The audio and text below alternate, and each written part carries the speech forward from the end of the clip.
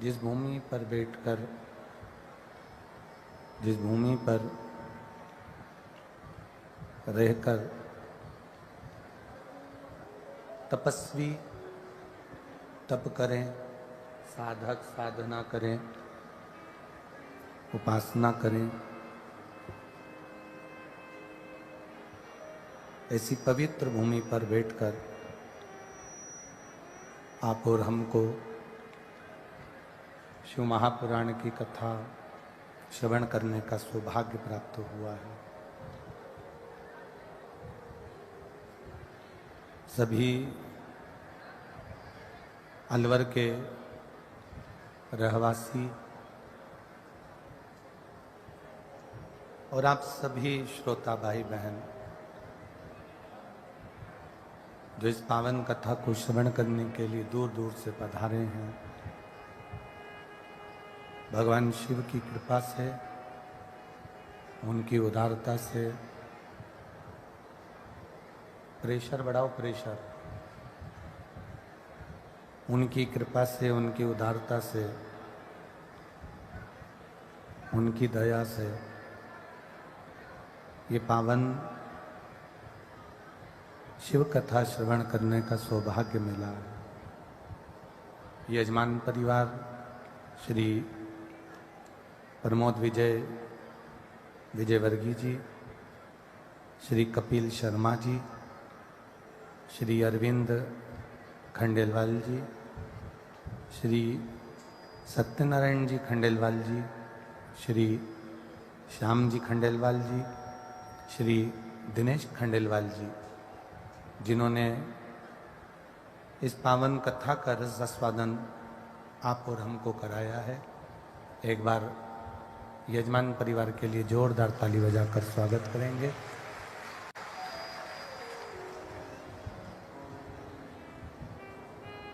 मानव की देह, मानव का शरीर और उस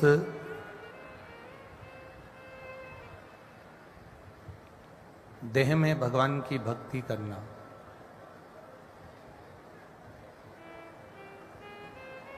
उस देह में भगवान का भजन करना,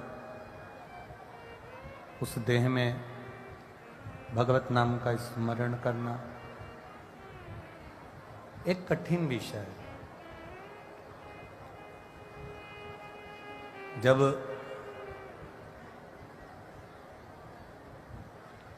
भगवान की अविरल भक्ति को हम पाने का प्रयास करते हैं, जब भगवान की अविरल भक्ति को प्राप्त करने का हम प्रयास करते हैं, तब कहीं ना कहीं किसी न किसी रूप में उसके करीब तक पहुंचते पहुंचते हम उसके मार्ग से हट जाते हैं।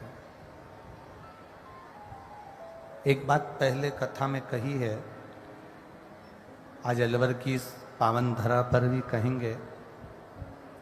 एक गुरु ने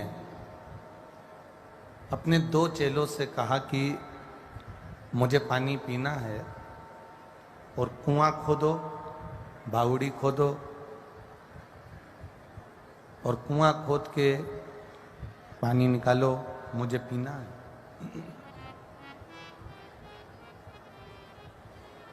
दोनों चेले गए और दोनों चेलों ने जाकर कुआं खोदना प्रारंभ करा। एक चेले ने कुआं खोदा, चला 40-50 फीट, पानी नहीं निकला।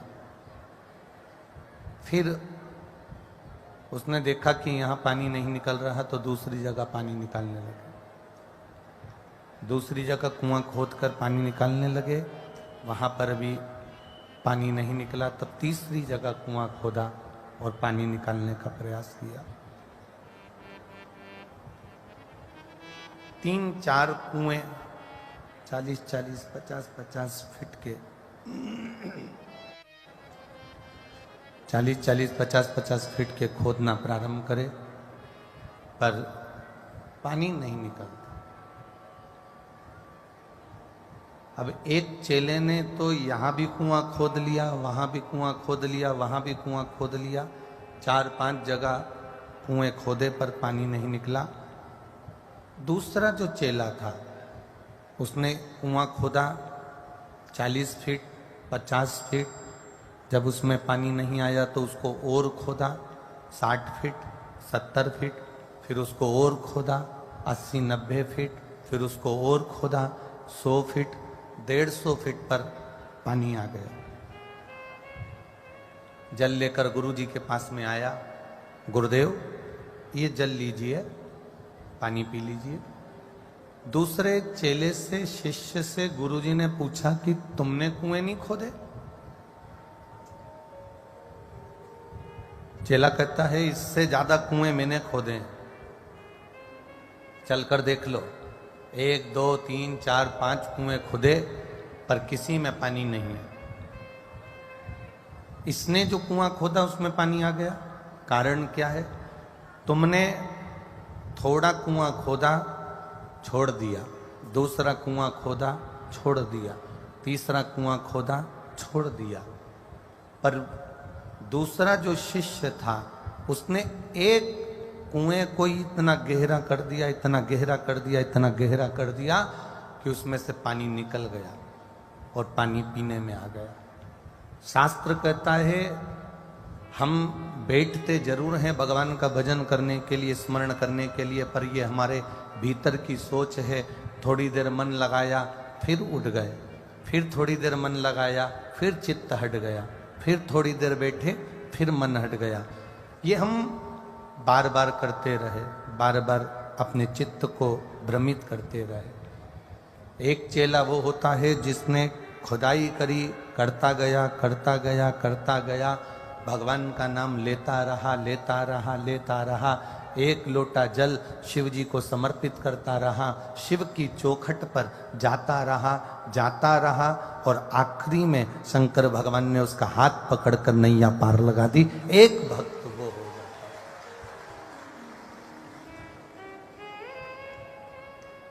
एक आस के साथ, एक विश्वास के साथ, एक भरोसे के साथ, एक दृढ़ता के साथ में, एक विश्वास के साथ में आप जितना भगवान का भजन करोगे भगवान आपके सम्मुख में प्रकट होगा।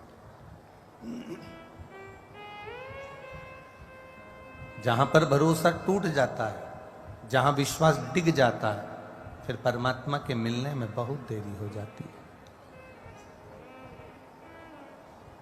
कितनी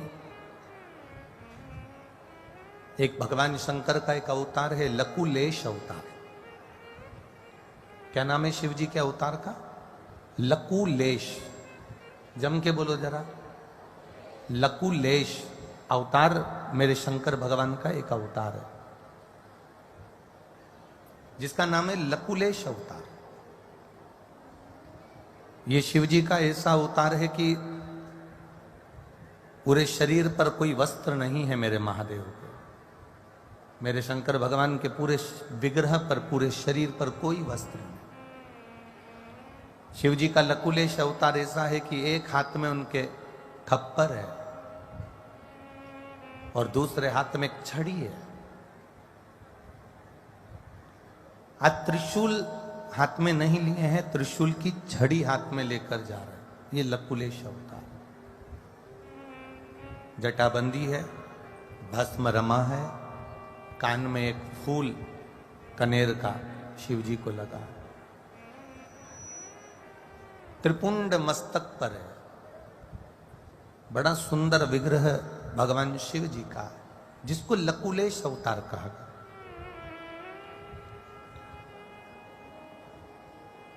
यह अवतार भगवान शिव ने कब लिया?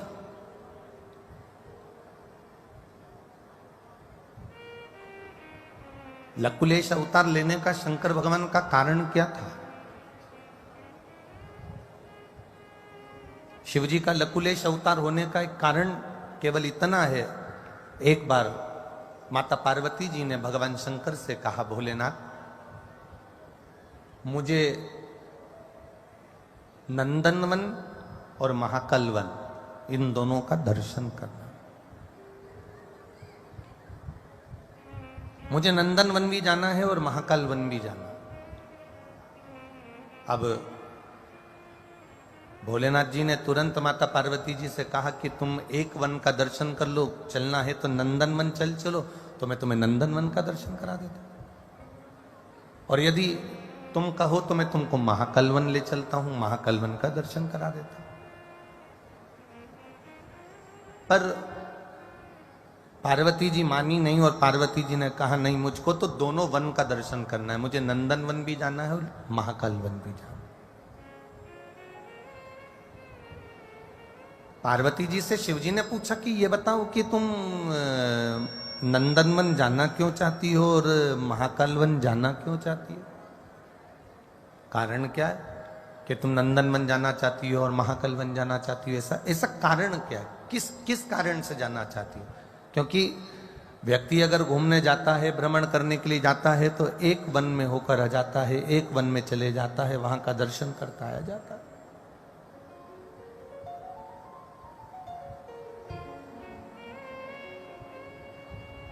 ऐसा कारण क्या है कि तुम नंदनवन भी जाना चाहती हो और महाकाल वन भी जाना चाहती हो? पार्वती जी ने भोलेनाथ जी से कुछ नहीं कहा, केवल इतना कहा कि मुझे तो आपके भक्तों के दर्शन करना है। शिव का भक्त होता कैसा है? अड़भंगी भक्त होता कैसा है?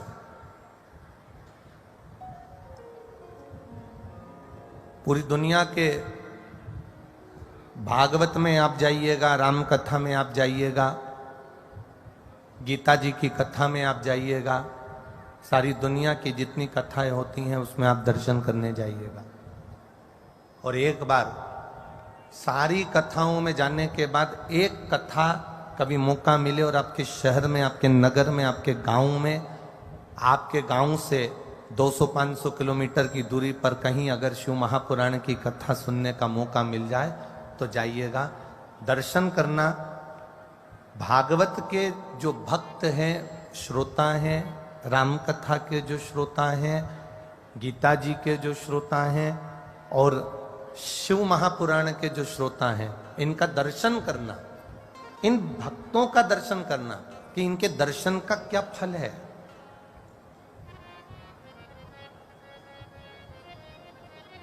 इनके दर्शन से हमें क्या प्राप्त हो जाता है। शिव के जो श्रोता हैं, शंकर भगवान के जो अड़भंगी भक्त हैं, शिव जी के जो भक्त हैं, अड़भंगा भक्त है शंकर का, जहां उसको मौका मिलता है वहां बैठकर कथा सुनता है, जहां मिल जाए वहां पहुंच जाता है। और जितनी शंकर का जो भक्त होता है, जितनी उसकी खाने की लालसता नहीं होती, जितनी उसकी लेने की ललकता नहीं होती, उससे दुगना शंकर का भक्त लुटाना जानता है, देना जानता है। ये अड़भंगा भक्त कहा गया। अलवर में जितनी कथा हुई हो उसका अंदाजा लगाइएगा। आप लोग तो विद्वान हो, यहां बैठे हुए सभी बड़े बड़े श्रोता बैठे हुए हैं, आपके नगर में, अलवर के आसपास में जितनी कथा हुई हो उसका अंदाजा लगाना, और एक बार इस शिव महापुराण में रात्रि में आकर इस शिव पुराण का अंदाजा लगाना। यहाँ पर लोग गाड़ियाँ, 4 व्हीलर गाड़ियों की डिक्कियाँ, लोडिंग, साइकिल, मोटरसाइकिल के ऊपर बैग टांग टांग कर लाते हैं, कोई खिचड़ी, कोई पूड़ी, कोई सब्जी, कोई बिस्कुट, कोई टॉफी लुटाकर चले जाते हैं, खिलाकर चले जाते हैं। ये पूरी दुनिया की जितनी कथा अलवर में हुई हो उसका एक अंदाजा लगाना, और एक बार शिव महापुराण की कथा का अंदाजा लगाना। यहाँ आकर कभी मौका मिले, दिन में अगर समय नहीं मिले तो रात्रि में आके दर्शन करना, रात्रि में समय ना मिले तो सुबह आकर दर्शन करना, कि एक शिव का उपासक, शंकर का जो भक्त होता है, शिव की जो आराधना करने वाला होता है, शंकर का जो गुणगान करने वाला होता है, शिव की आराधना में वो डूबने वाला जो होता है, वो बड़ा विचित्र होता है। उसकी साधकता, उसकी साधना बड़ी विचित्र होती। मुझे भगवान आपके भक्तों का दर्शन करना है।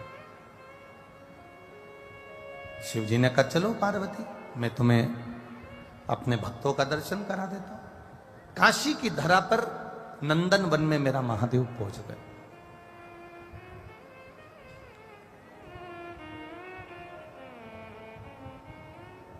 और काशी की धरा पर नंदन वन में जब मेरे महादेव पहुंचे तो क्या देखते हैं कि एक साधारण से साधारण, गरीब से गरीब,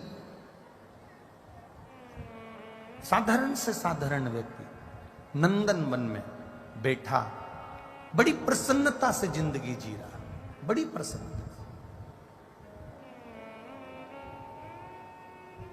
पार्वती जी ने शिव जी से प्रश्न किया कि ये बताओ कि इसके घर में कुछ भी नहीं है, ना इसके घर में बर्तन है, ना इसके घर में भोजन है, ना इसके घर में वस्त्र है, ना इसके घर में आभूषण है, इसके बाद भी इसके चेहरे पर प्रसन्नता क्यों है? इसके चेहरे पर स्माइल क्यों है? इसके चेहरे पर मुस्कान क्यों है?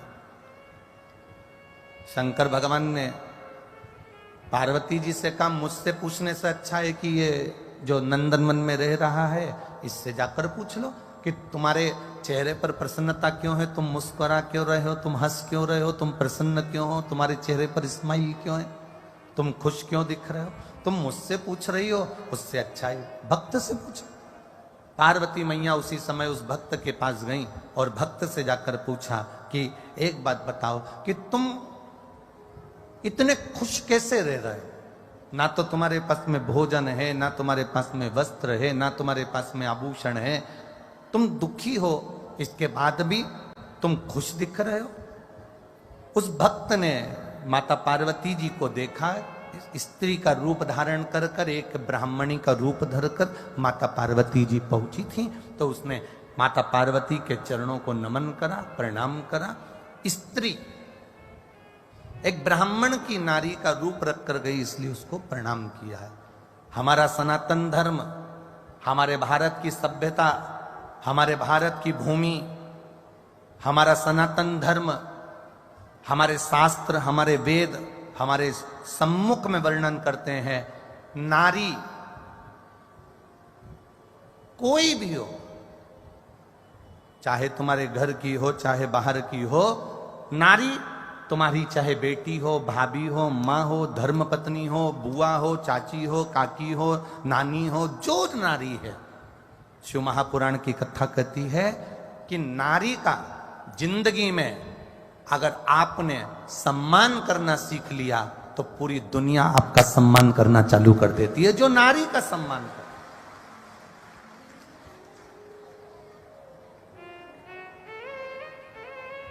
राम जी के पास में, राम जी के मंदिर कौन कौन गया है? जम के बोलो, गए हो राम जी के मंदिर?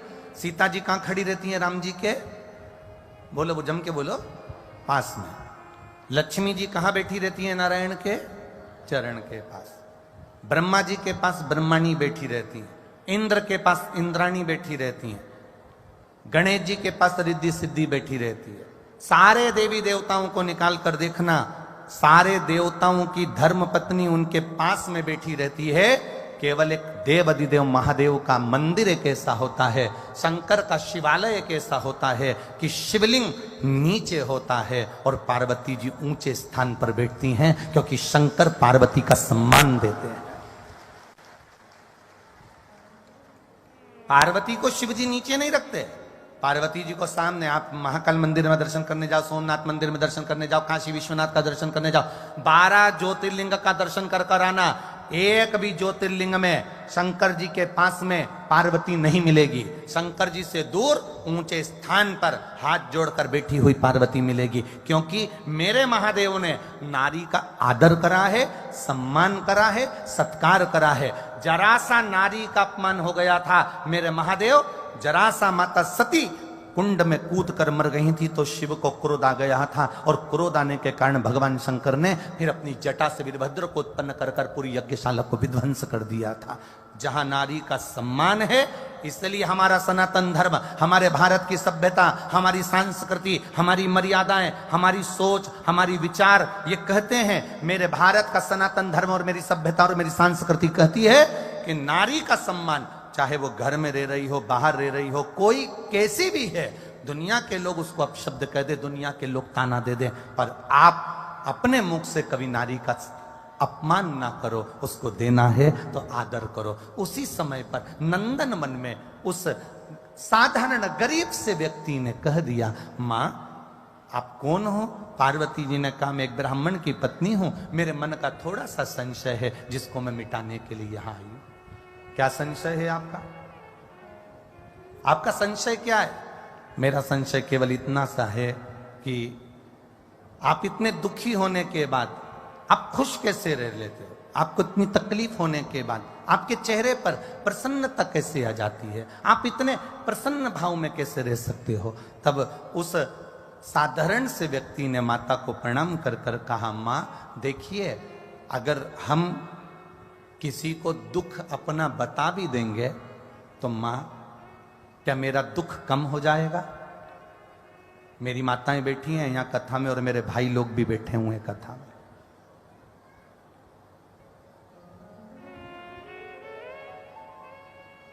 मेरी माताएं बैठी हैं, मेरे भाई लोग भी बैठे हैं। मेरी जीजीओन बैठी हैं तो मेरे जीजाउन भी यहां कथा में बैठे हैं। बच्चे बैठे हैं, बड़े बैठे हैं। मैं आदर के साथ पूछना चाहूंगा, आपके ऊपर कर्जा हो गया और आपने आपके 4 दोस्तों को बताया कि तुम्हारा कर्जा कम हो जाएगा? जम के बोलो जरा। आपको बीमारी हो गई, रोग आ गया, सिर दुख रहा है, पेट दुख रहा है, लीवर गड़बड़ हो गया, किडनी गड़बड़ हो गई, आपने किसी को बता दिया तो क्या तुम्हारा लीवर किडनी सही हो जाएगा? अपना दुख, अपनी स्थिति हम दूसरे को बताकर क्यों बताएं? उसको बता देंगे तो क्या मेरा दुख कम हो जाएगा? नहीं। नंदन वन में रहने वाला एक साधारण सा, काशी में रहने वाला एक साधारण सा व्यक्ति पार्वती जी से कह रहा है कि मैं यहां रह रहा हूं, मेरे बताने से अगर दुख कम होता तो मैं सारी दुनिया में 50 लोगों को पकड़ करके देता, मेरा पेट दुख रहा है, मेरा पेट दुख रहा है, मेरा पेट दुख रहा है, मेरा पेट दुख रहा है। पेट दुखना बंद हो जाए ना। पेट कब दुखना बंद होगा? जब हम औषधि लेंगे। पेट दुखना कब बंद होगा? जब हम दवाई लेंगे। सिर दुखना कब बंद होगा? जब हम दवाई लेंगे। हाथ दुखना कब बंद होगा? जब हम दवाई लेंगे। उसी तरह उस साधारण व्यक्ति ने कहा, दुनिया को अपना दुख बताकर मेरा दुख जब कम नहीं हो सकता तो मैं भगवान के नाम का भजन करना प्रारंभ कर देता हूं और खुश रहना प्रारंभ कर देता हूं। दुख दूर भाग जाता। जब मैं भगवान के नाम का भजन करता हूं तो मुझसे दुख दूर भागता है। मेरी प्रसन्नता से दुख दूर भागता है। मेरी प्रसन्नता। बहुत बहुत सुंदर बात यहां पर कही है महाराज जी।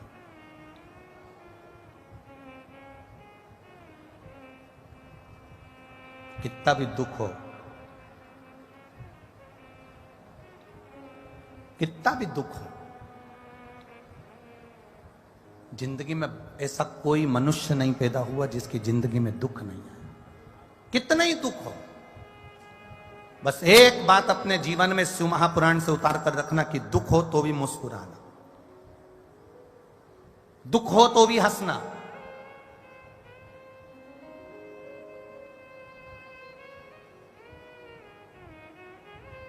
दुनिया के लोग हैं, ताना देने में पीछे नहीं हटेंगे। दुनिया के लोग हैं, ताना दे ही देते हैं।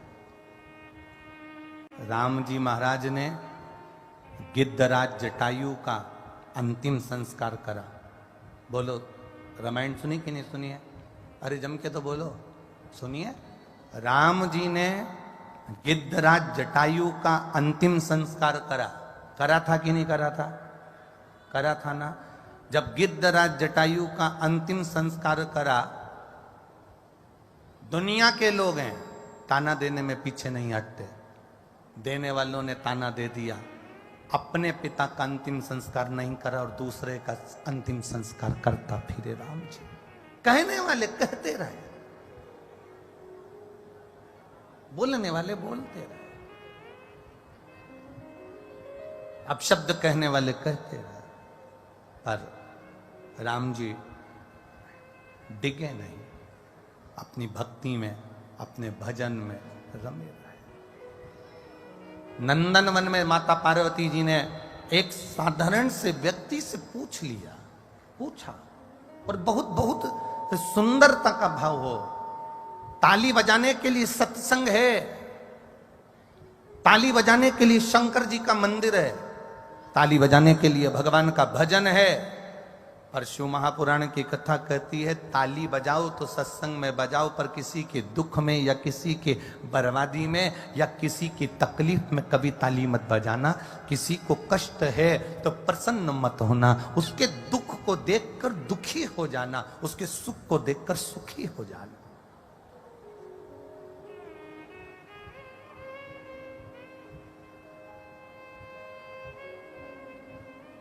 आज पत्रकार वार्ता थी। सुबह सभी पत्रकार बंधु आए, उन्होंने बहुत अच्छे अच्छे प्रश्न किए। जैसा उनके हृदय में शिव जी का वास था वैसा उन्होंने महादेव की कृपा से पूछा।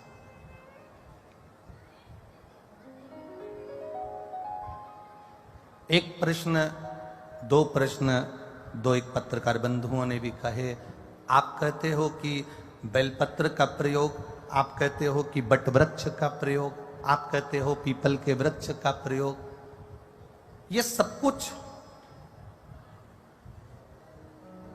ये सारा क्या साइंस से जुड़ा हुआ है? क्यों नहीं? बहुत अच्छा प्रश्न था, हम उनको धन्यवाद देंगे, बहुत बहुत साधुवाद आप लोगों के प्रश्न के लिए।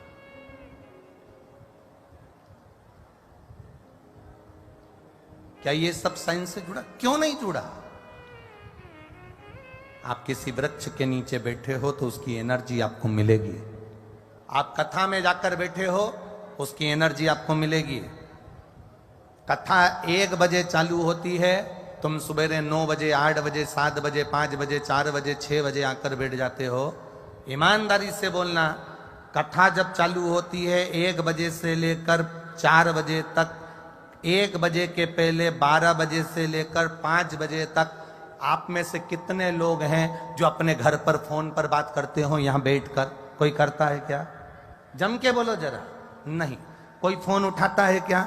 नहीं। आधे से ज्यादा लोग अपने फोन को घर रख कर आते हैं, आधे से ज्यादा लोग अपने फोन को गाड़ी में रख कर आते हैं, आधे से ज्यादा लोग अपने फोन को पर्स में डालकर रखते हैं, आधे से ज्यादा लोग फोन उठाते नहीं, साइलेंट कर कर रखते हैं, आधे से ज्यादा लोग फोन को स्विच ऑफ कर कर रखते हैं। क्यों? क्योंकि कथा में बैठे हो। अब जरा विचार करना, 1 बजे से 4 बजे तक 3 घंटे कथा में बैठे हो, तब तक तुम्हारा मोबाइल बंद है। 1 बजे से 4 बजे तक, तब तक तुम किसी चीज को नहीं सोच रहे। सबसे पहले तुमने सोचा मैं बैठूंगी कहां, जगह ढूंढ रहे हो। दूसरी बार बैठ गए तो ये सोच रहे हो कि मुझे हवा थोड़ी सी लग जाए, गर्मी बहुत पड़ रही है। तीसरा, मैं वहां बैठूं जहां पर मेरा कथा में चित्त लगे, कथा में मन लगे और मैं कथा अच्छे से सुन लूं। ऐसी जगह बैठ जाऊं जहां मैं कथा का तत्व ग्रहण कर लूं, अर्थात ऐसी जगह बैठ जाऊं जहां कैमरे की निगाह में भी मैं रहूं,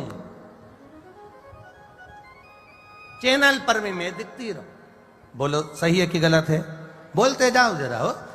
अब तुमने जगह भी ढूंढी, स्थान भी ढूंढना। अब ऐसे समय पर तुम मोबाइल का प्रयोग कर रहे हो क्या? नहीं। तुम मोबाइल उठा रहे हो क्या? नहीं। किसी का फोन देख रहे हो क्या? नहीं। किसी से बात कर रहे हो क्या? नहीं। अब 1 बजे से 4 बजे तक का समय, तुम ये 7 दिन की कथा हो जाए उसके बाद का निकाल कर देखना। 1 बजे से 4 बजे का समय या तो तुम फोन पर बात कर रहे होगे, किसी से मिल रहे होगे, किसी से बातचीत कर रहे होगे, किसी से झूठ भी बोल रहे होगे, किसी की निंदा भी कर रहे होगे, किसी को अपशब्द भी कह रहे होगे, घर में लड़ भी रहे होगे, झगड़ भी रहे होगे, मुंह फूल भी रहा होगा, गुस्सा भी आ रहा होगा। 1 बजे से 4 बजे का समय तुम सो भी रहे होगे, भोजन भी कर रहे होगे, घर पे बर्तन भी मांज रहे होगे, झाड़ू भी लगा रहे होगे। वो समय निकालना और ये समय निकालना। 7 दिन तुमने 1 बजे से 4 बजे तक जो भोलेनाथ जी को दिया, उसमें तुमने ना छल किया, ना कपट किया, ना बेईमानी करी, ना झूठ बोला, ना प्रपंच करा। तुमने अपनी जिंदगी को सार्थक किया, अपने जीवन को संवार लिया।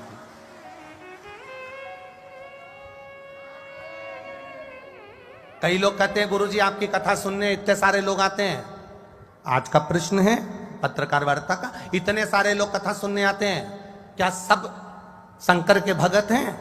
क्या सब कथा के श्रोता हैं? हम उनसे कहते हैं नल के नीचे सीधा मटका लगा दो चाहे उल्टा मटका लगा दो। जिसने सीधा मटका लगाया, सीधी बाल्टी लगाई तो वो भर आ जाएगी, और किसी ने उल्टी बाल्टी लगाई तो उस पे पानी गिरता रहेगा। तो भले वो बाल्टी भराए नहीं पर ठंडी तो बनी रहेगी। जितनी देर कथा में जो बैठा है कम से कम शीतल तो बैठा है, अच्छे से तो बैठा है, अपनी जिंदगी सार्थकपन से जी तो रहा है।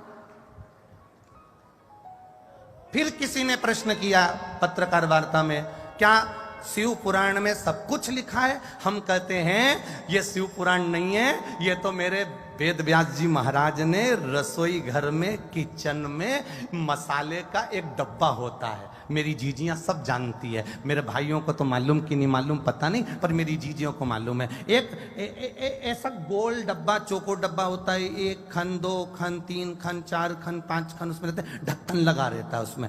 उसमें हल्दी, मिर्ची, नमक, हींग, धनिया, बोलते जाओ, गरम मसाला, धनिया पाउडर,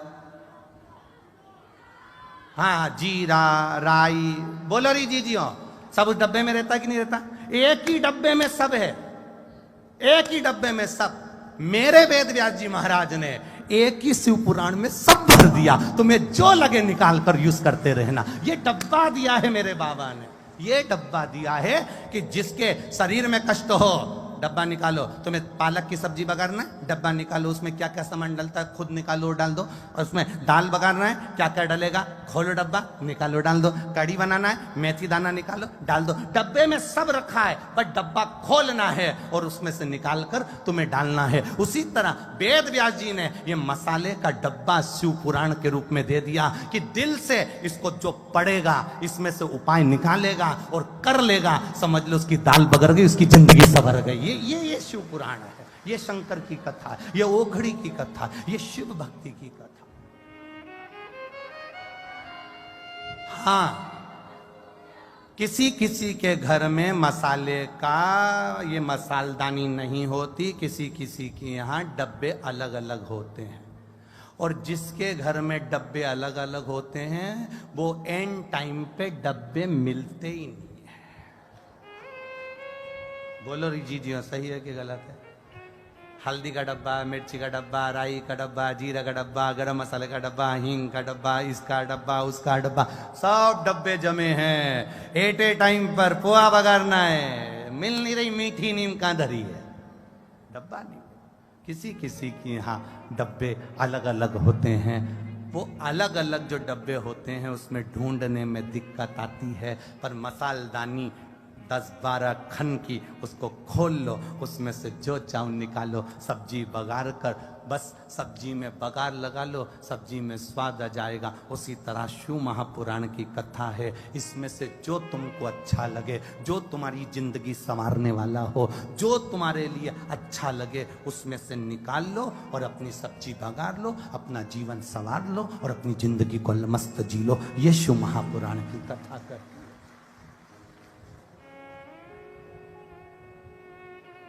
तो कोई तुमसे अब पूछ ले कि कहां गई थी, तो कहना मसाले के डब्बे के अंदर गई थी।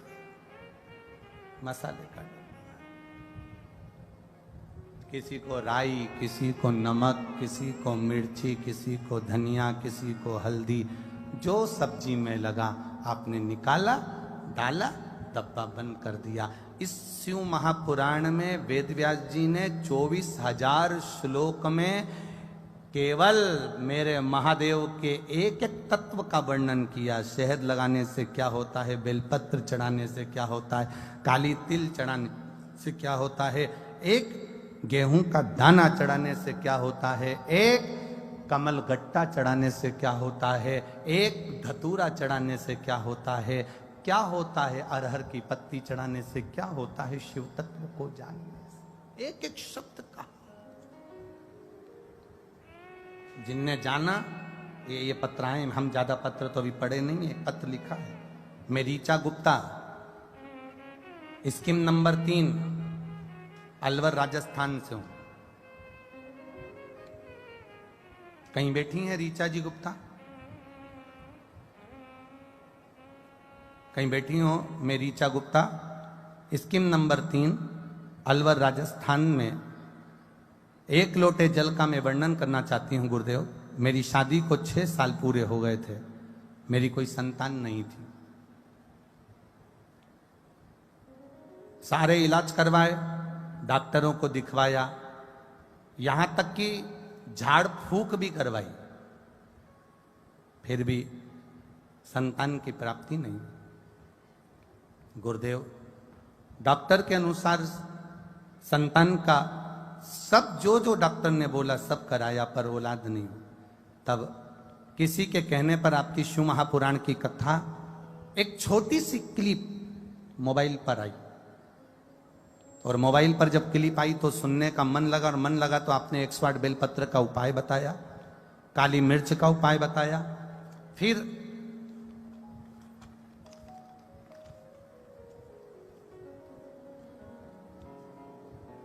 आपने जैसा जैसा उपाय बताया, सफेद आंकड़े की जड़ का, पशुपति व्रत का, सब किया। फिर टेस्ट बेबी का भी क्रम किया, पर गुरुदेव कोई रिजल्ट नहीं। बाबा की ऐसी कृपा हुई, पशुपतिनाथ का व्रत किया और बाबा की कृपा से मेरा गर्भ ठहर गया, और शिव की कृपा से मेरे घर में बाबा देव अधिदेव महादेव, जैसा आप कहते हो, देवता देते हैं पल्ला झाड़ कर और महादेव देता है छप्पर फाड़ कर। मेरे भोले बाबा ने मेरी गोदी में 2 बच्चे दे दिए, एक बेटा एक बेटी। मैं बाबा को नमन करती हूं महाराज। 27 मार्च 2023 को मेरे घर में एक बेटा और एक बेटी ने जन्म लिया। कहीं बैठे हैं क्या? कहीं बैठे हो तो अवश्य बाबा की कृपा आप सभी पर बनी रहे। रीचा गुप्ता, स्कीम नंबर 3, अलवर, राजस्थान की निवासी हूं। शिव तत्व इसी को कहते। और घड़ी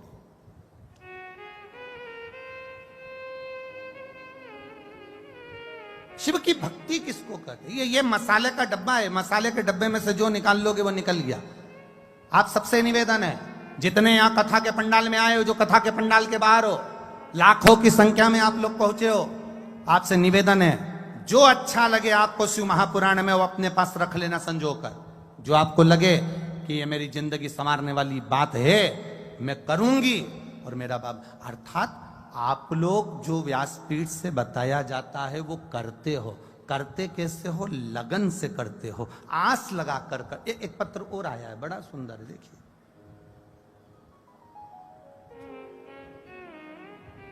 मेरा नाम ज्योति सैनी है।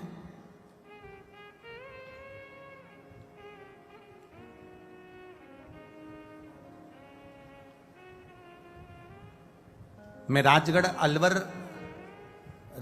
अलवर से आई हूं। राजगढ़ यही है क्या? अच्छा, मेरा मोबाइल नंबर ये है। कहीं बैठी हैं? ज्योति सैनी, राजगढ़ अलवर से हैं। अगर कहीं बैठी हो तो दोनों हाथ ऐसे एक बार हिला देना। ज्योति सैनी, राजगढ़ अलवर।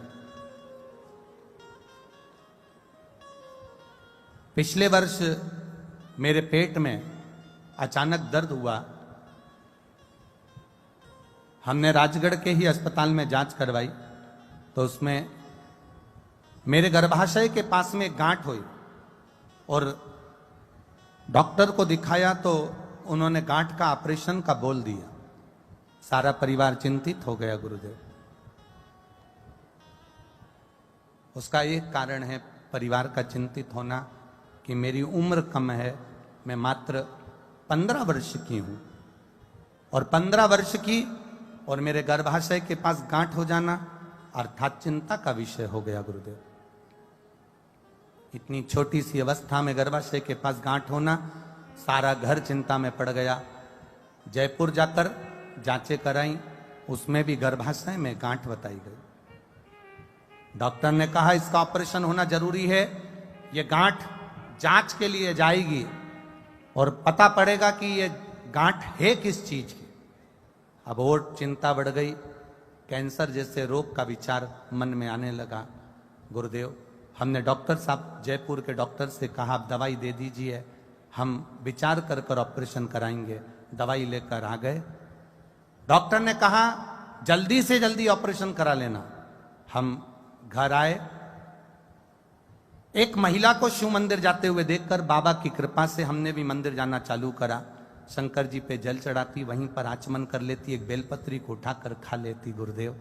और बाबा की कृपा का क्या वर्णन करूं। 1 महीने बाद हम वापिस जयपुर के अस्पताल में जांच के लिए गए।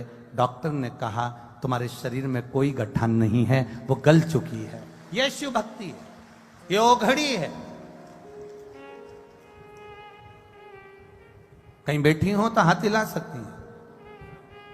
कहाँ बैठी हैं? हाँ, ऐसे हाथ हिला दो एक बार, कहीं बैठी हो तो। ठीक ठीक ठीक ठीक है, दिख गए। खाली ना जाता कोई दर से तुम्हारे, खाली ना जाता कोई दर से तुम्हारे, मैं भी खड़ी हूँ नंदी बाहें पसारे, अपने हृदय से लगा लो गिरा जा रहा हूँ, उठा लो। बैठ जाइए बेटी, बैठ जाइए। सौराशीस वाली बात, बैठ जाओ बैठ जाओ। लिखन पढ़ेंगे, पत्र हो ना सब पढ़ेंगे। शिव कृपा उदारता मेरे महादेव की। आप जितने आए हो ना, हम मानते हैं एक बार ऑपरेशन भी अगर बिगड़ता है ना, तो आखिरी में फिर डॉक्टर भी कह देता है अब मेरे हाथ में नहीं, बोलो जम के, अब उसके मतलब डॉक्टर को भी मालूम है कि एक डॉक्टर और है।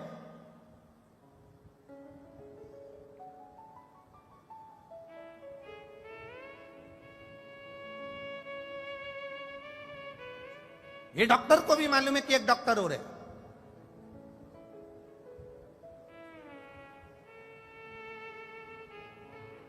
और वो साधारण नहीं है। वो डॉक्टर कौन सा है? वो डॉक्टर कोई दूसरा नहीं, आपके भीतर का विश्वास, आपके भीतर की दृढ़ता, आपके भीतर का भरोसा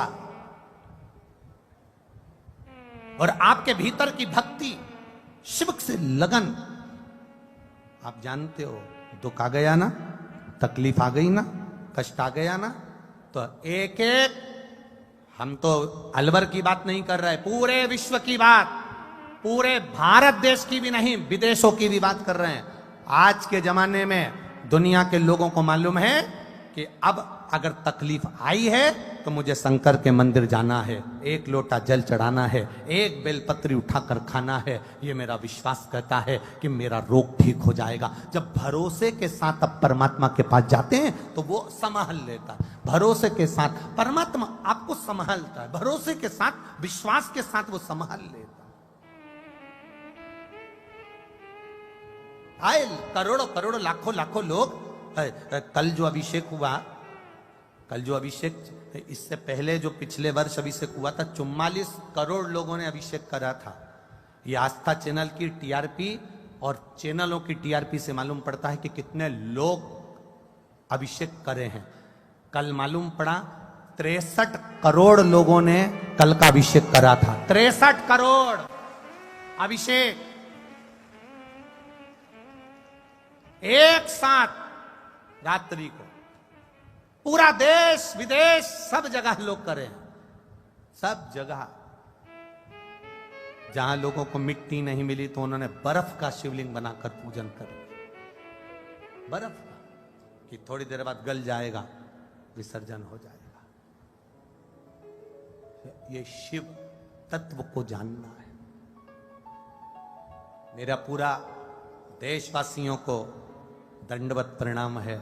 आपने जो विश्वास के साथ अभिषेक करा, मेरा भोलेनाथ अगले साल के पहले 3 महीने के अंदर जो झोली भर देगा, आप अगले साल फिर बढ़कर अभिषेक करो। सहजता नहीं शिव तत्व को जानना। वो तो कोई अलवर वालों के भाग्य खुल गए होंगे, आप सभी अलवर के आसपास वाले, चाहे वो हरियाणा के हो, चाहे वो मथुरा वृंदावन के हो, उत्तर प्रदेश के हो, राजस्थान के हो, आप लोगों का ना जाने कौन सा पुण्य प्रबल हुआ होगा। और ये परिवार जिन्होंने जजमान परिवार, जो शर्मा जी, खंडेलवाल जी और ये विजयवर्गीय जी, जो ये जजमान परिवार बने हैं, इनका कोई भाग्य प्रबल हुआ होगा और कोई किस्मत इस अलवर क्षेत्र की खुली होगी तो बाबा ने यीशु महापुराण की कथा यहां करा दी। ये तो किस्मत वाली बात है, भाग्य। और ऐसे ना जाने कितने अलवर के लोग होंगे जो सोच रहे होंगे हम कथा में जाएंगे, हम कथा में जाएंगे, हम कथा में जाएंगे। 7 दिन, आज कौन सा दिन हो गया? 5वां दिन हो गया, कल 6ठा दिन हो जाएगा। कल भी कथा का समय यही 1 बजे से 4 बजे रहेगा। परसों के दिन सुबेरे 9 बजे से कथा हो जाएगी। और मालूम पड़े अलवर वाले सोचते रह जाएंगे, जाएंगे जाएंगे, टाइम नहीं मिल रहा, टाइम नहीं मिल रहा। और बाद में झोली वही खाली की खाली रह जाएगी और मालूम पड़े कथा पूर्ण हो जाएगी। वो आया लुटाने के लिए, वो पहुंचा लुटाने के लिए। लोगों ने कहा बहुत भीड़ है, गाड़ी दूर छोड़ना पड़ेगी, वहां तक पैदल जाना पड़ेगा, वहां कीचड़ भी हो रहा है, पानी भी गिर रहा है, कीचड़ बहुत ज्यादा है, कपड़े गंदे हो जाएंगे। अरे नर कपड़न से डरत है और नरक पड़न से नाए। जरा विचार करना, कपड़े गंदे हो जाए चल जाएगा, पर यह जीवन गंदा नहीं होना चाहिए। उस जीवन की सार्थकता होना चाहिए, सार्थकता लगाओ। जिसने जीवन का एक आनंद सुख पा लिया, पार्वती जी के सम्मुख में बोल दिया उस साधारण से व्यक्ति ने कि मैं दुख अगर किसी को बता दूंगा तो कम नहीं हो जाएगा, दुख मेरा उतना ही रहेगा, तो क्यों ना मैं भगवान का भजन करूं, भजन करूंगा तो दुख मेरा कम पड़ेगा, मुझे स्मरण दुख का नहीं आएगा, मैं सुखी हो जाऊंगा, भगवत भजन में रम जाऊंगा, भक्ति में डूब जाऊंगा, भक्ति में।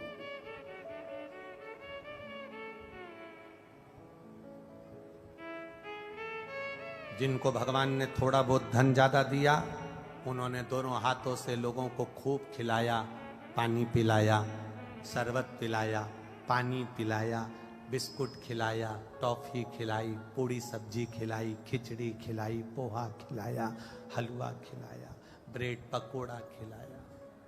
एक कोई कल बता रहे थे, कोई एक भाई है, उसका नाम हमारे पास में वहाँ कमरे में रखा है। कहा गुरुजी, प्रतिदिन जिस दिन से कथा चालू हुई है उस दिन से 1.5 कुंटल मूंग के दाल का देसी घी का हलवा बनवा कर लाता है और 1.5 कुंटल हलवा बांट कर जाता है प्रतिदिन।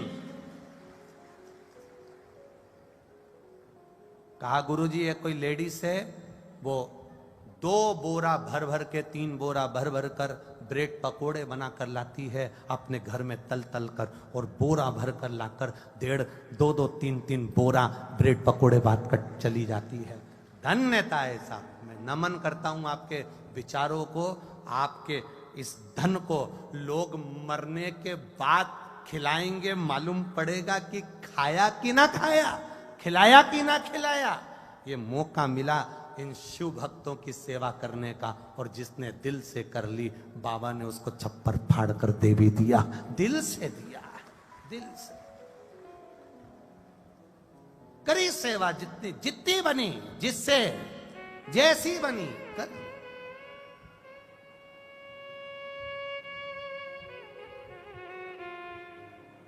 सुना, सुन लिया। नंदनवन से पार्वती मैया,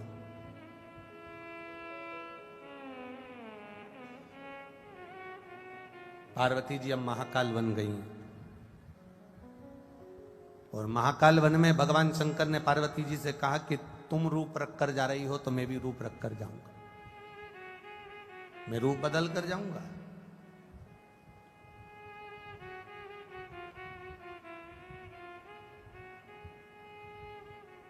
मैं रूप बदल कर जाऊंगा। शंकर भगवान ने लकुलेश अवतार ले लिया, हाथ में खप्पर, छड़ी, जटा, शरीर पर एक रुद्राक्ष की माला, और पूरे तन पर भस्म रमा था मेरे भोलेनाथ जी का। लकुलेश अवतार, लकुलेश। एक छड़ी लिए हैं, एक दंड, एक छड़ी।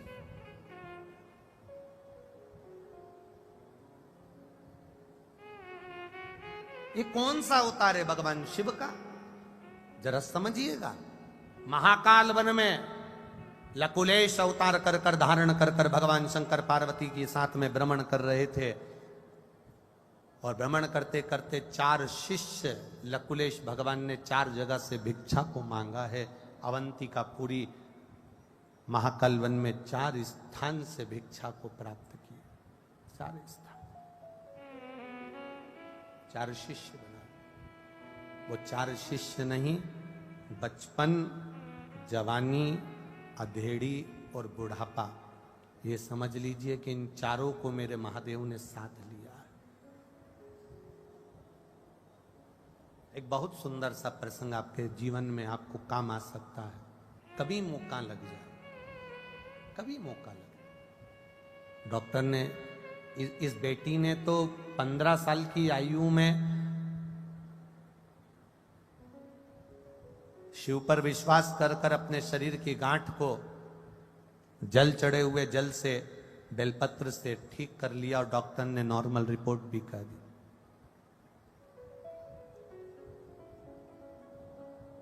आपसे कहना चाहेंगे, कभी मौका लगे और कोई ऐसा डॉक्टर कहे कि ऑपरेशन होगा,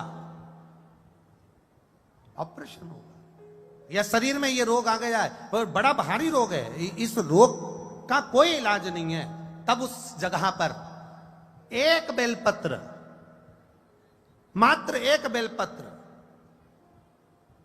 अपने दरवाजे से, अपने घर से लेकर जाना। पहले बेलपत्र की पत्ती अपने घर में लाएं, घर में लाकर जिस स्थान पर जल का पात्र भरते हो, जिसको हमारे यहां पितरों का स्थान कहते हैं, परिंडा कहते हैं, अब यहां पर क्या बोलते हैं वो मालूम नहीं है हमको, हमारे यहां परिंडा कहते हैं। परिंडा मतलब जहां जल भरकर रखते हैं, पानी भरकर रखते हैं, हंडा भरकर रखते हैं, बाल्टी भरकर रखते हैं। रसोई घर में जहां पानी भरते हो भोजन बनाने के लिए, लोगों को पिलाने के लिए। आजकल तो वो डब्बा लग गया आरओ का, तो लोग हंडा वंडा नहीं रखते, पर हमारा तो निवेदन है कि भले वो आरओ का डब्बा लग गया हो, भले वो डब्बा लग गया हो, पर हमारा निवेदन है कि एक छोटा सा हंडा, भले स्टील का, तांबे का, पीतल का या मिट्टी का, एक हंडा आपके पास में होना चाहिए। एक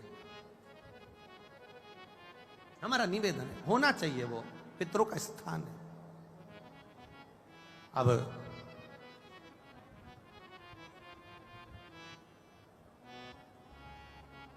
महाराज कहा डॉक्टर ने रोग भारी है, डॉक्टर ने कह दिया इनको तकलीफ बहुत ज्यादा है, इसका ऑपरेशन होगा, तकलीफ है, आगे चलकर बहुत बड़ी बीमारी के योग बन रहे हैं, कोई तकलीफ आने वाली है। उस जगह पर ये लकुलेश अवतार शिव जी का आपके जीवन को सार्थक करेगा। वो एक कहते हैं ना कि वो कोरोना का वैक्सीन लगवा लिया तो वो फिर वो वायरस अंदर नहीं आता है, प्रवेश नहीं करता। भगवान शिव के जितने नाम हैं, भगवान शंकर के जितने अवतार हैं, भगवान शिव के जितना गुणगान है, भगवान शंकर के जितना स्वरूप है, ये सब शिव जी का जो नाम है, शंकर भगवान का जो स्मरण है, शंकर जी की जो नामा शैली है, ये सब कहीं ना कहीं हमारे लिए वो इंजेक्शन है जो हमारे जीवन की सार्थकता दे देता है, हमारे जीवन का आनंद का, हमारे जीवन की प्रसन्नता। महाराज शंभु शरणे पड़ी मांगू घड़ी रे घड़ी, दुख काटू दया करी निदर्शन आपो। शंभु शरणे पड़ी मांगू घड़ी रे घड़ी, दुख काटो दया करी निदर्शन आपो। लकुलेश अवतार एक बेलपत्र सबसे पहले अपने घर में जहां पानी कंडा है, परिंदा है, जल है, स्थान है, वहां रखकर पात्र में, स्वच्छ पात्र में अपने पूर्वजों का स्मरण कर वो बेलपत्र, बेलपत्री के वृक्ष के नीचे उसकी जड़ का स्पर्श कर वो बेलपत्र देवाधिदेव महादेव को समर्पित कर फिर एक लोटा जल बाबा को चढ़ाकर उसका आचमन कर फिर चले जाओ। डॉक्टर कहकर भेजेगा अब बीमारी इतनी बड़ी नहीं है, उसको कंट्रोल करा जा सकता है। नाम कौन सा लेना है? जम के बोलो जरा। लकुलेश महादेव, शिव का एक अवतार, अड़भंगा अवतार है मेरे महादेव का, अड़भंगा अवतार, लकुलेश अवतार।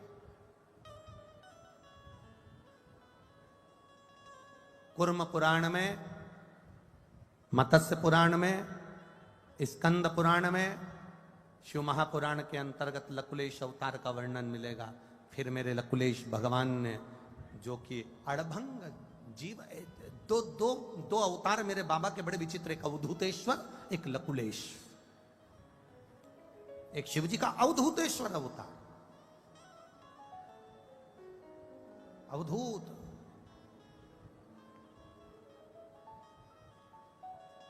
जब महादेव को क्रोध आया और क्रोध को ब्रह्मा जी ने ले जाकर समुद्र में डाला, डालते से जो भगवान का एक स्वरूप, अवधूतेश्वर का जो स्वरूप प्रकट हुआ था, उसी अवधूतेश्वर के प्रकट स्वरूप से जलंधर का प्रागट्य हुआ। एक अवधूतेश्वर और एक लकुलेश, ये दो बड़े विचित्र हैं, बड़े विचित्र। अवधूतेश्वर अवतार भगवान शिव का जो अवधूत नाम है, भगवान शंकर का जो अवधूतेश्वर नाम है, भगवान शिव का जो अवधूतेश्वर वर्णन किया गया है, ये अवधूतेश्वर भी हमारे लिए बड़ा सिद्ध नाम है, बड़ा सिद्ध है। इसलिए एक बार सब प्रेम से बोलेंगे, बोल अवधूतेश्वर भगवान की, श्री लकुलेश महादेव की। ये लकुलेश भी भगवान शिव का एक आनंदित अवतार, एक श्रेष्ठतम। हे थोड़ा सा अड़भंगा, तन पर भस्म, जटा, नेत्र, हाथ में कपाल, सुंदर, एक छड़ी, शरीर पर कोई वस्त्र नहीं, लकुलेश भगवान, और चले अड़भंगे होकर पार्वती जी के संग। अड़भंग हो।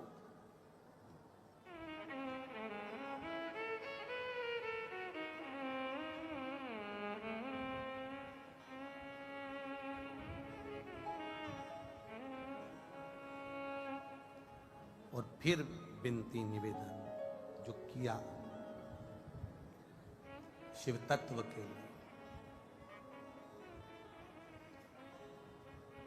अरे शिव के सिवा कहीं दिल ना,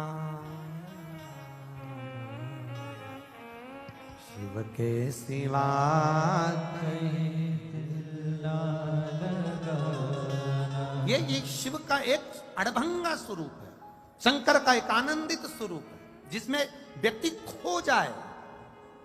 शिव महापुराण में आने के बाद होता क्या है, ये लोग, ये पूरे बैरीगेट के आसपास में लोग 3-3 घंटे, और 3 घंटे तो कथा के ही है, उसके पहले 1-2 घंटे पहले से खड़े होंगे, कम से कम 2 घंटे पहले से खड़े होंगे, 2-2.5 घंटे 3 घंटे से पहले खड़े होंगे, और 3 घंटे कथा के 6 घंटे तक लगातार बैरीगेट में एक जगह टंगे की टंगे खड़े हैं।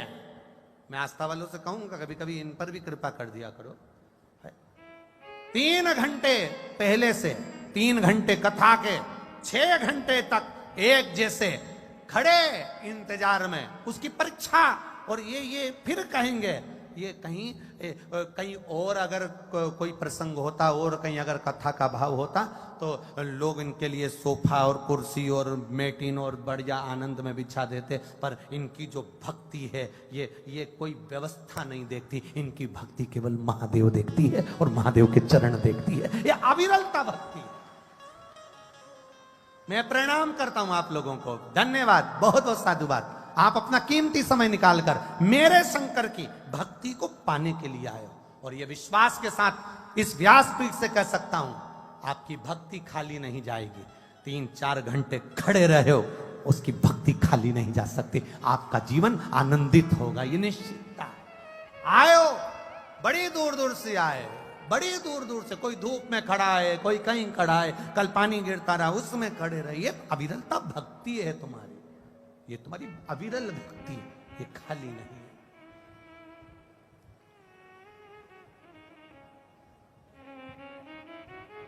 अविरल नाम मत भूलना। कौन सा महादेव? लकुलेश महादेव, नाम ना भूलिएगा। लकुलेश का स्मरण करिएगा, कभी कभी अवधूतेश्वर का स्मरण करिएगा। एक माँ, आज हम जब विजयवर्गीय जी के यहाँ पर ठहरे हुए हैं, तो वहाँ आते आते वो विजयवर्गीय जी की धर्म पत्नी ने बहुत सारी माताएं वहाँ पर बैठी हुई थी, तो उनमें से एक माता से मिलवाया विजयवर्गीय जी की धर्म पत्नी ने, आदरणीय भाभी जी माता जी ने, कि गुरुजी इनको कैंसर हो गया था। वो बैठी है कि जिसको कैंसर हो गया था, कथा में आई है क्या? जिसको कैंसर हो गया था और पेट का कैंसर था, और आई हो कि गई, जिससे मिलवाया था चली गई है। तो कहा गुरुजी इनको पेट का कैंसर हो गया था। डॉक्टर ने बोला कि ये 3rd स्टेज का, इसने केवल शंकर का जल पीकर और एक बेलपत्र खा कर, गुरुजी बेलपत्र खाने से मुंह में छार छार हो गए थे, कई बार छाले पड़ गए थे, पर मैंने शिव की भक्ति नहीं छोड़ी गुरुदेव। जब मुंह में छार छार हो गया तो बेलपत्र को पीस कर उसकी गोली बनाकर पानी से निकल जाती थी, जिससे मुंह में छार ना हो। और गुरुदेव ऐसी कृपा हुई, डॉक्टर ने कह दिया तुम्हारी सारी रिपोर्ट नॉर्मल हो गई और मेरा कैंसर समाप्त हुआ। ये शिव तत्व है, यो घड़ी है, ये त्रिकालदर्शी या कैलाशी या अविनाशी है।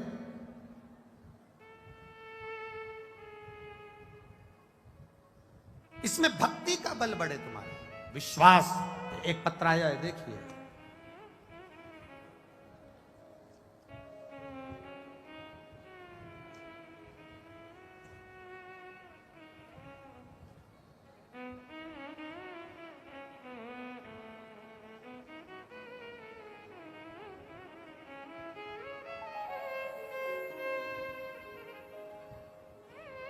मेरा नाम रुद्रांश सैनी है, पुत्र श्री जितेंद्र कुमार सैनी, निवासी 58 Omkar colony, 58 Omkar colony, NEB, सही है, हाउसिंग बोर्ड, अलवर से।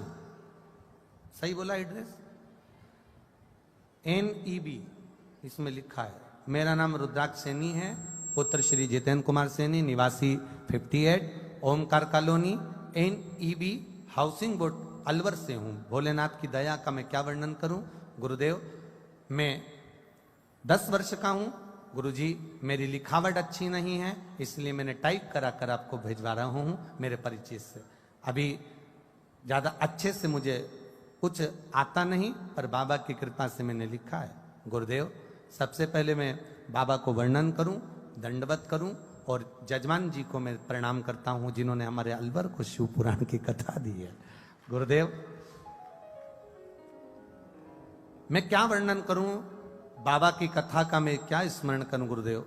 मेरे कान के पास में गठान हो गई थी, वो गठान डॉक्टर ने बड़ी विचित्र बता दी थी, जिससे मेरे गले में से भोजन नहीं उतरता था, खाना पीना बंद हो गया था गुरुदेव, शरीर के अंदर कुछ जा नहीं रहा था, गठान भारी थी।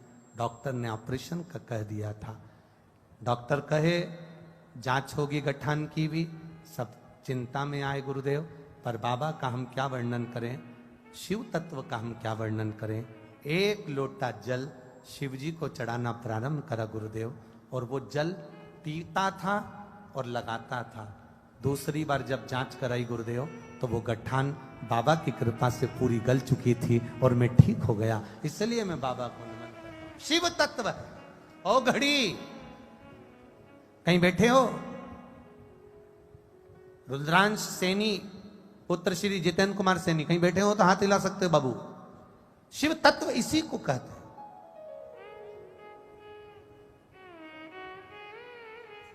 इसी को संकल्प। साथ में हो, उसके साथ में रहकर आप उससे क्या सीख रहे हो?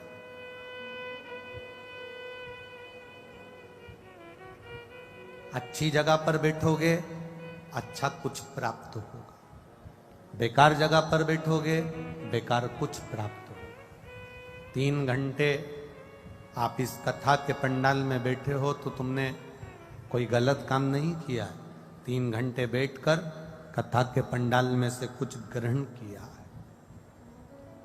3 घंटे बैठकर कथा के पंडाल में तुमने कोई झूठ नहीं बोला, कपट नहीं करा, बेईमानी नहीं करी, प्रपंच नहीं करा, कोई गलत कार्य नहीं करा, किसी को अपशब्द नहीं कहे, किसी को ताना नहीं दिया, किसी को आड़ी टेढ़ी बात नहीं बोली। 3 घंटे बैठकर तुमने भजन किया। अच्छी जगह बैठे हो, अच्छा तुमको मिलेगा जरूर, अच्छा तुमको प्राप्त जरूर होगा, ये निश्चित है। एक बात बहुत स्मरण में रखिएगा, यहां से निकलो ना, जब यहां से बाहर जाओगे, एक चाय बाहर जाते जाते ठेले वाले से लेना। हाथ ठेले वाला कोई चाय बेच रहा हो ना, उससे पूछना चाय कितने की है। ठेले वाला कह देगा 10 रुपए में। मिलती है ना? अरे बोलो तो जम के, मिलती है। कितने की चाय? 10 रुपए की। ठेले वाले से, हाथ गाड़ी वाले से चाय लेना 10 रुपए की। और आगे जाना, किसी अच्छी दुकान में, साधारण सी दुकान हो, ज्यादा वीआईपी नहीं, साधारण सी, उसमें जाना, चाय देना कितने की? 15 रुपए की। उससे वीआईपी होटल में जाना, जिसका डेंटिंग पेंटिंग अच्छा हो, थोड़ी साज सज्जा ठीक हो, डेंटिंग पेंटिंग अच्छा हो, चाय देना कितने की? 20 रुपए की। अब 5 स्टार होटल में जाओ, बहुत बड़ी होटल, बहुत बड़ी, और बहुत बड़ी होटल में जाना और वहां जाकर चाय लाना। चाय की कीमत 50 रुपए, 150 रुपए, 100 रुपए। एक चाय ठेले पर ली 10 रुपए की थी, दुकान पर ली 15 रुपए की थी, होटल पे ली 20 रुपए की हुई।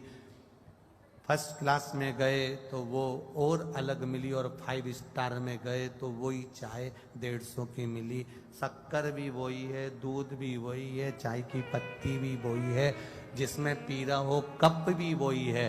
बस अंतर इतना है कि चाय 5 स्टार के अंदर है इसलिए 150 की है, रोड पर है तो वो 10 रुपए की है। ये तुम्हारे ऊपर निर्भर करता है कि तुम्हें अपनी कीमत कैसे बनाना है। कहीं पान के ठेले पर खड़े रहोगे, जुआरी के पास बैठे रहोगे, दारू कुट्टे के पास बैठे रहोगे तो तुम्हारी कीमत केवल 10 रुपए की रहेगी, और कहीं सत्संग में बैठे रहोगे तो तुम्हारी कीमत बढ़ जाएगी। ये तुम्हारे ऊपर,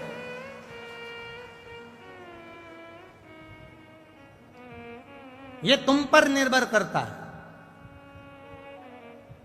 ये तुम्हारे ऊपर निर्भर करता है कि तुम किस जगह पर बैठे हो, किस स्थान पर बैठे हो, किस जगह पर बैठे हो। ये तुम्हारे ऊपर निर्भर करेगा। आप बैठे कहां हो, आप किस स्थान पर बैठे हो, यह आपके ऊपर निर्भर करता है। महाराज, एक 10 रुपए की चाय साधारण से ठेले पर से 5 स्टार होटल तक चली गई। 5 स्टार होटल पर उस चाय की कीमत बढ़ गई। अर्थात हम अच्छी जगह पर अगर बैठें, सत्संग में जाकर बैठें, संकीर्तन में जाकर बैठें, भगवान की अविरल भक्ति में जाकर बैठेंगे तो निश्चित है हमारी स्वयं की कीमत मेरा देव अधिदेव महादेव बढ़ा ही देता है। वो कीमत बढ़ा, स्वयं की कीमत बढ़ा, स्वयं। हमारी कीमत हमारी अच्छी जगह पर बैठने पर है, हमारी कीमत हमारी श्रेष्ठ जगह पर बैठने पर है, हमारी कीमत हम श्रेष्ठ जगह पर पहुंचे वहां से है। हमारे भगवत भजन से हमारी कीमत को आंका जा सकता है। तुम भगवान का भजन कर रहे हो, तुम स्मरण कर रहे हो। मीराबाई को कई लोग अपशब्द कहते थे, कर्माबाई को कई लोग अपशब्द कहते थे, ताना दे देते थे, आड़ा टेढ़ा शब्द कह देते थे, अपशब्दों को कह देते थे। पर मीराबाई, कर्माबाई, नामदेव, तुकाराम, प्रहलाद, ये जितने जितने शंकर के भक्त हुए हैं, इन्होंने अपनी अविरलता भक्ति को पाने का प्रयास किया। अविरल भक्ति।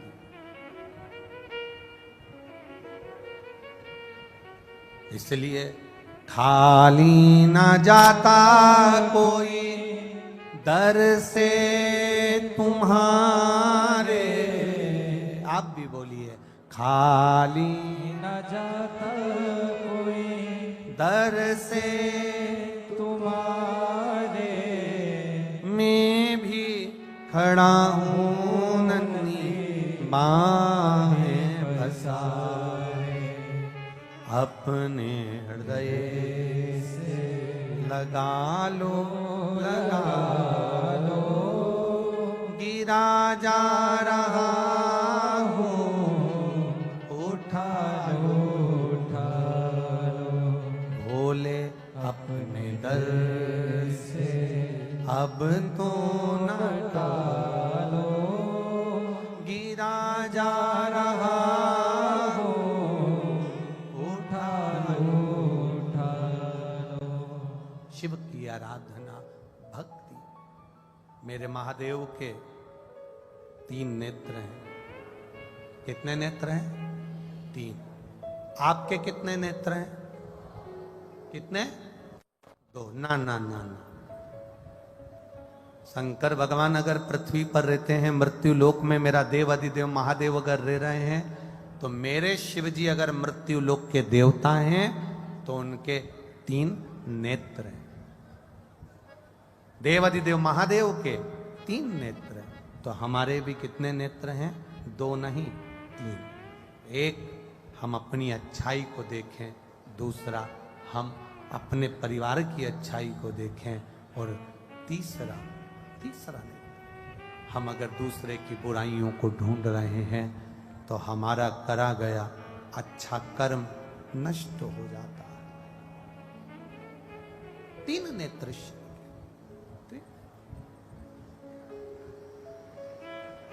ये साधारण नहीं है महाराज।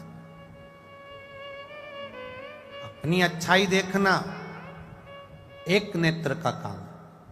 मैंने जो करा बहुत अच्छा करा, मैंने जो किया बहुत अच्छा किया। दूसरा नेत्र जिससे हम अपने परिवार की अच्छाई देखते हैं, मेरे परिवार ने जो करा बहुत अच्छा करा।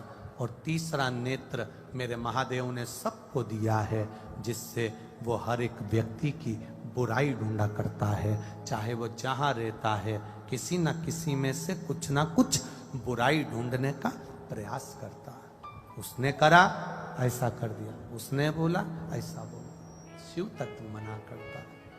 मेरे ओघड़दानी की कथा कहती है, मेरे शंकर भगवान का चरित्र कहता है, शिव तत्व कहता है, देव अधिदेव महादेव की पावन कथा कहती है कि हम अपने नेत्र का सदुपयोग क्या कर रहे हैं।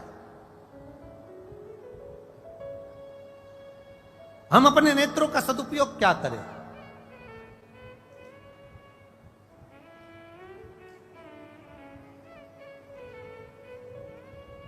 महाराज, बड़ी मुश्किल से ये नेत्र मेरे देवाधिदेव महादेव ने दिए, बड़ी मुश्किल से।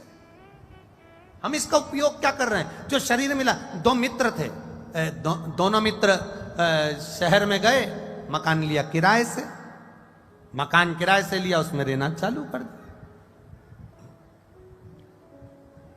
एक मित्र और दोनों मित्र रहते रहते कुछ महीने साल निकल गए, कुछ साल निकल गए। और सालों निकलने के बाद में जब साल निकलते गए एक दिन मकान मालिक आया और मकान मालिक ने कहा, दोनों से कहा मकान खाली कर दो। दोनों से कहा मकान खाली करो। अब पहला नंबर का जो मित्र था उसने तो तुरंत मकान खाली कर दिया और अपने गांव को अपने दूसरे मकान में चल दी तुरंत। अब दूसरे नंबर का जो मित्र था उससे मकान मालिक ने कहा चलो मकान खाली करो। उसने कहा काय को मकान खाली करूं? 70 साल 75 साल इस मकान में रहते रहते हो गए तो मैं मकान खाली काय को करूं? मैं मकान खाली नहीं करने वाला। 75 साल 80 साल हो गए रहते रहते मकान खाली नहीं करूं। नहीं करा। अदालत में केस चला, बाद में मकान मालिक जीत गया, मकान खाली करना पड़ा। पुलिस वाले आए, धक्का दिया, सामान फेंका, मकान खाली। एक ने तुरंत खाली कर दिया और दूसरा अपने मकान को खाली नहीं कर पाया। बड़ी बड़ी विडंबना है। एक तुरंत खाली कर देता है और दूसरा खाली नहीं कर पाता।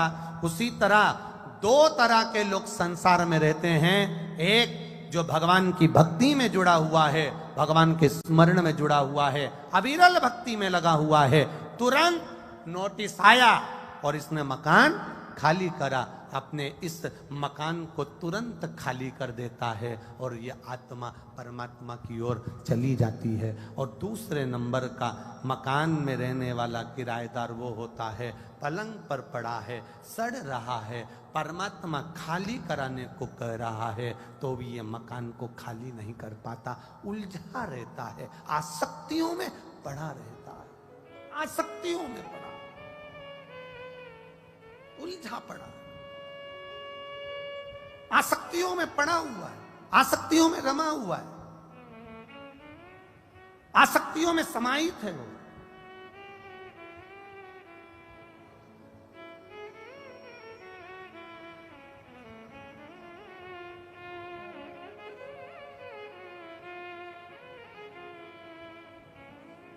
क्या दिया है?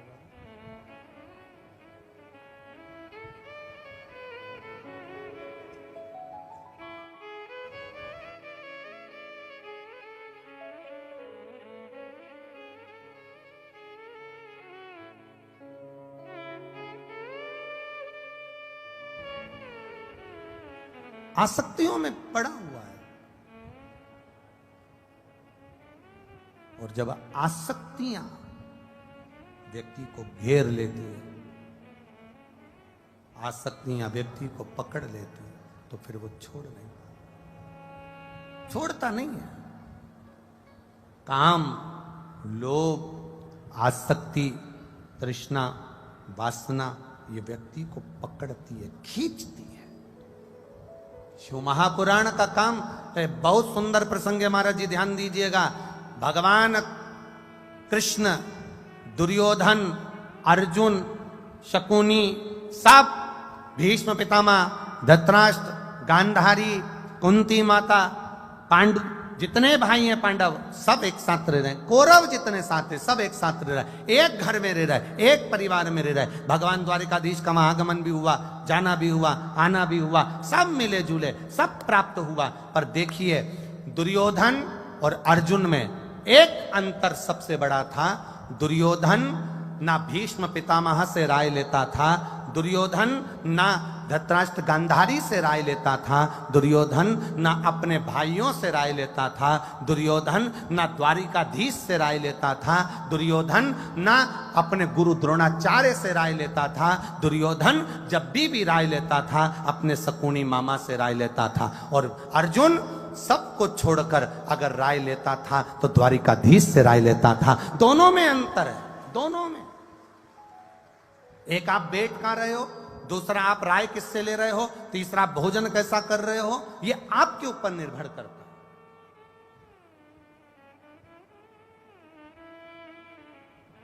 ये आपके ऊपर निर्भर है कि आप क्या पाना चाहते हैं, कैसे भगवत भजन करना चाहते हैं। कितना सुंदर कहा है महाराज जी, मां जगतजननी पार्वती जी महाकाल वन में भ्रमण कर रही हैं, महाकाल वन में घूम रही है, मां पार्वती महाकाल वन में भ्रमण कर रही। और भ्रमण करते करते महाकाल वन में जब पार्वती जी ने भ्रमण किया, माता पार्वती ने भ्रमण करते करते क्या देखा माता पार्वती? 4 शिष्य, शिवजी, लकुलेश भगवान, भिक्षा का पात्र, एक खप्पर और एक हाथ में छड़ी लेकर मेरे महादेव सम्मुख में खड़े हैं। 4 स्थान पर मेरे महादेव जी ने, मेरे देव अधिदेव महादेव ने भिक्षा मांगने का प्रयास किया। 4 स्थान। और जब 4 स्थान पर जब मेरे देव अधिदेव महादेव ने भिक्षा मांगने का प्रयास किया, वो 4 स्थान सहजता के नहीं थे।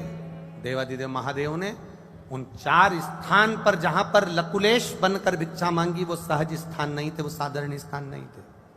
पहला, मेरा देवाधिदेव महादेव जहां से कुछ प्राप्त कर रहा है, वो कोई साधारण सा एक जीव जिसके दरवाजे पर मेरे लकुलेश भगवान खड़े हुए हैं। साधारण, एकदम सहज, एकदम सिंपल। आवाज लगाई मेरे महादेव ने, अलख निरंजन हर हर। मेरे महादेव ने आवाज लगाई, तेज आवाज लगाकर, तुरंत उसी पथ पर आवाज लगाकर कहा, भिक्षाम देहि। लकुलेश भगवान भिक्षा मांग रहे हैं, बहुत भूख लगी है, दीजिए भिक्षा। हाथ जोड़कर एक साधारण सा जीव, उसको दुनिया के लोग साधारण को गरीब समझ लेते हैं और गरीब को साधारण समझ लेते हैं। ये गलत फहमी है। शिव कथा कहती है, जिसको भगवान ने पूरा शरीर दिया है, 2 नेत्र दिए हैं, वाणी दी है, श्रवण शक्ति दी है, पांव दिया, हाथ दिया। याद रखना, दुनिया के लोग कह दें कि ये गरीब है, कभी मत मानना। अगर भगवान ने पूरा शरीर ठीक दिया है, नेत्र दिए, वाणी दी, श्रवण शक्ति दी, पूरा शरीर, हाथ पैर सब अच्छा दिया है, तो महादेव को धन्यवाद देना कि तूने गरीब बनाकर पैदा नहीं करा, मुझे करोड़पति बनाकर पैदा करा कि शरीर अच्छा दिया। अगर ये शरीर बेकार दे देता, एक आध आंख गड़बड़ करके दे देता, कान गड़बड़ दे देता, मुंह गड़बड़ दे देता, या मेरे शरीर में कोई रोग लग जाता और मैं पलंग पर पड़ा रहता, तो वो किस काम का था? इस शरीर ठीक दिया तो ये तेरी उदारता, ये तेरी कृपा है, ये तेरी दया है। और तेरी कृपा बिना न हिले एक भी अणु, लेते हैं श्वास तेरी कृपा से तनु तनु। बखान क्या करूं मैं राखों के ढेर का, चपटी भभूत में है खजाना कुबेर का। गंगधार मुक्ति द्वार ओमकार तू, भोले ओमकार तू। आयो शरण तिहारी शंभु दार दार तू। कैलाश के निवासी नमो बार बार, नमो बार बार। आयो शरण तिहारी शंभु तार तार। शिव कृपा से, शंकर की उदारता से, शिव तत्व की प्राप्ति से मिला। सहजता नहीं है महाराज। अगर वाणी अच्छी दी, शरीर अच्छा दिया, तो प्रयोग अच्छा होना चाहिए। श्रेष्ठता हम संसार सागर के लोगों को दे।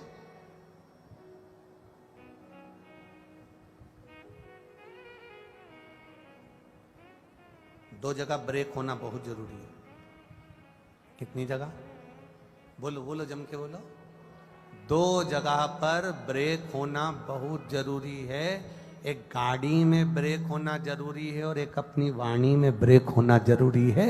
ये 2 जगह के ब्रेक जीवन में सफलता दे जाते हैं। गाड़ी में ब्रेक नहीं है तो एक्सीडेंट हो जाएगा, जीव बर्बाद हो जाएगा। और वाणी में अगर ब्रेक नहीं है तो व्यक्ति नष्ट है, जीवन बेकार है। बड़ी जरा जरा सी बात में क्रोध कर देना, गाली दे देना, अपशब्द कह देना, आड़ा टेढ़ा कह देना, बड़ी मुश्किल से मेरे भोले बाबा ने कोई करुणा करी होगी, कृपा करी होगी तो यह मनुष्य का शरीर दिया। बड़ी कृपा करी होगी तो सारा डिपार्टमेंट अच्छा दिया, एक भी डिपार्टमेंट गड़बड़ नहीं दिया। कुछ कृपा करी होगी तो वाणी अच्छी दी, कुछ कृपा करी होगी अच्छा पद दिया, कुछ कृपा करी होगी प्रतिष्ठा दी, कुछ कृपा करी होगी इज्जत दी, कुछ कृपा करी होगी अच्छा राज पाठ दिया, कुछ कृपा होगी तो धन और वैभव दिया। अब भगवान ने सब कुछ दे दिया, अब आपके ऊपर है कि आप अपनी गादी का, अपने इस वैभव का, अपने इस धन का, इस शरीर का सदुपयोग कर पाते हो कि नहीं कर पाते। ये आपके ऊपर निर्भर करता है कि हमें अपनी प्रतिष्ठा का, अपनी गादी का, अपनी कुर्सी का, अपने पद का, अपने आनंद का हमने उसका सदुपयोग करा कि ना करा। ये हमारे ऊपर निर्भर करता।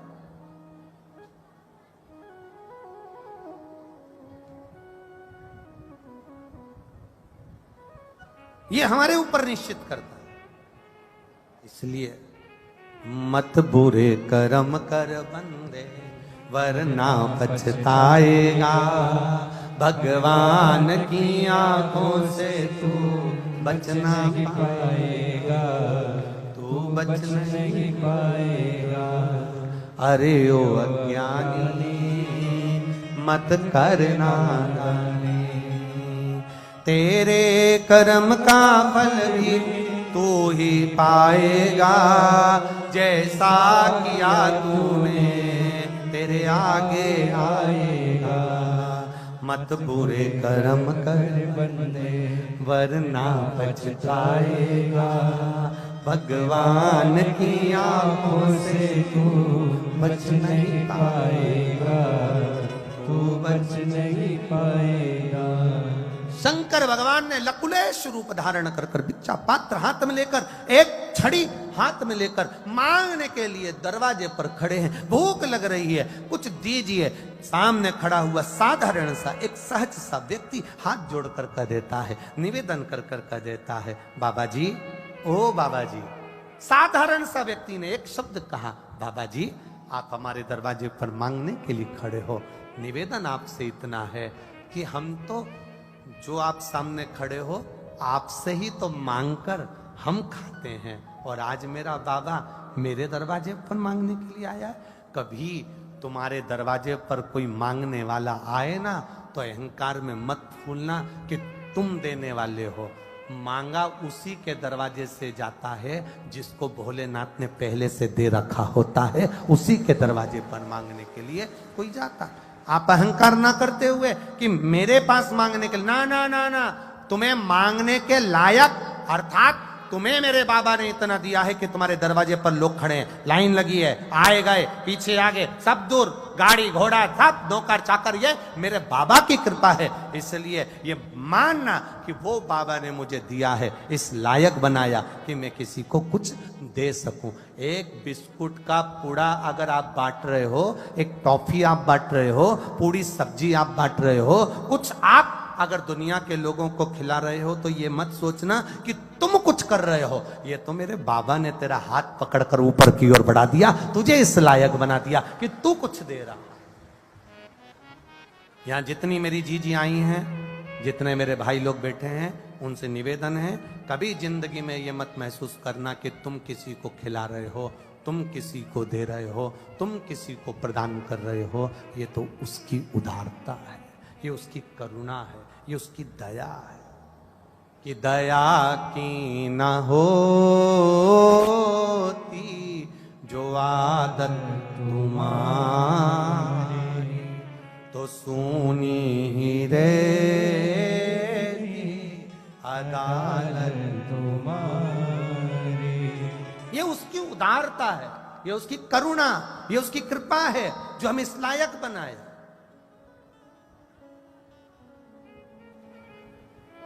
हम पैदा हुए, आप पैदा हुए, आपको मालूम था कि आप अच्छे घर में पैदा हो जाओगे? आपको मालूम था आपको अच्छा कुल मिल जाएगा? आपको मालूम था आपका शरीर अच्छा मिल जाएगा? ना ना ना, हमको मालूम ना तुमको मालूम। ये तो पूर्व जन्म का कोई अच्छा कर्म होगा जिसके कारणवश भगवान ने हाथ पकड़कर हमको यहाँ शिव महापुराण की कथा में बिठा दिया। ये उसकी उदारता से मिला,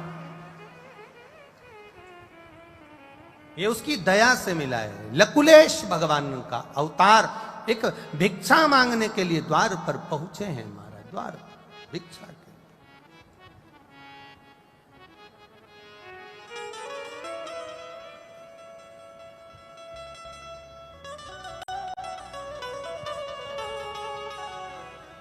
श्री भवन जितेंद्र सिंह जी अलवर महाराज एवं पूर्व कैबिनेट मंत्री भारत सरकार के